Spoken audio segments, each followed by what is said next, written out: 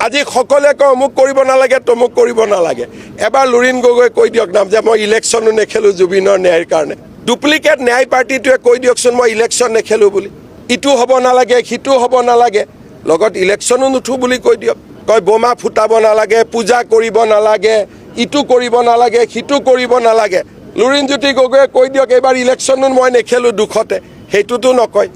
এই গোটেই ডুপ্লিকেট যিটো ন্যায় পাৰ্টি তেওঁলোকৰ লক্ষ্যটোৱে হ'ল ইলেকশ্যন কিন্তু আমি হৈছোঁ অৰিজিনেল ন্যায় পাৰ্টি জুবিনদাৰ ন্যায়ৰ লগত ইলেকশ্যন খেলা নেখেলা কি সম্পৰ্ক আছে মই বুজি পোৱা নাই এইটো এটা প্ৰমাণ কৰে আপোনালোকক ইয়াতকৈ আৰু কি ডাঙৰ প্ৰমাণ লাগে ৰাজনীতি কোনে কৰি আছে নিৰ্বাচন খেলা নেখেলা ভোট ৰাইজে দিয়া নিদিয়াৰ লগত জুবিনদাৰ ন্যায় প্ৰতিষ্ঠাৰ সংগ্ৰামৰ কি সম্পৰ্ক আছে মুখ্যমন্ত্ৰীৰ এই কথাই প্ৰমাণ কৰে যে হিমন্ত বিশ্ব শৰ্মাই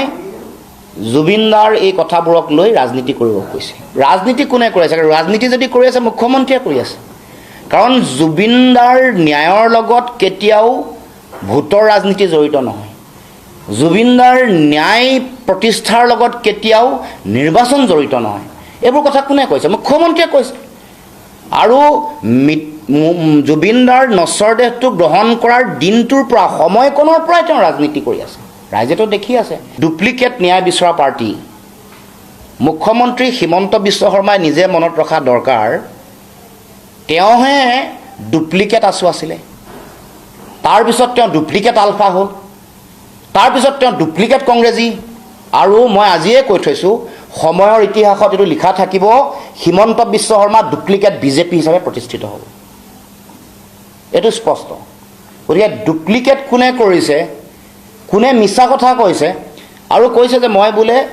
মিছা কথাৰ মেচিন হেনো তেওঁ গোটেই জীৱনটো মিছা কথা কৈ কৰিছে তেওঁ মিছা কথাৰ তেওঁ মেগা ফেক্টৰী এটা মুখ্যমন্ত্ৰী ডাঙৰীয়াক কৈছোঁ আপোনাৰ আৰু বহু কথা ক'বলৈ বাকী আছে কোৱা নাই কাৰণ আমি লাহে লাহে কৈ আছোঁ আপোনাক চাই আছোঁ আপোনাৰ গতিবিধি আপুনি ক'লে গ'ল যিদিনাখন জুবিনদা মৃত্যু হ'ল মৃত্যু হোৱাৰ পিছত ক'লে গ'ল কি কৰিলে কি নাই এইবোৰ চব ক'বলৈ বাকী আছে এইবোৰ কৈ আছোঁ আপোনাক ৰ'ব দুদিন দিয়ক ধৈৰ্য ধৰক আপোনাক ৰাইজে গম পাইছে লাহে লাহে আপুনি কি হয় কি নহয় কৈছোঁ নহয় গতিকে আপুনি অলপ ধৈৰ্য ধৰক আৰু যদি আপুনি মানসিকভাৱে বা শাৰীৰিকভাৱে একেবাৰে ভাগৰুৱা হৈ পৰিছে আপুনি অস্থিৰ হৈ পৰিছে আপুনি অকণমান জিৰণি লওক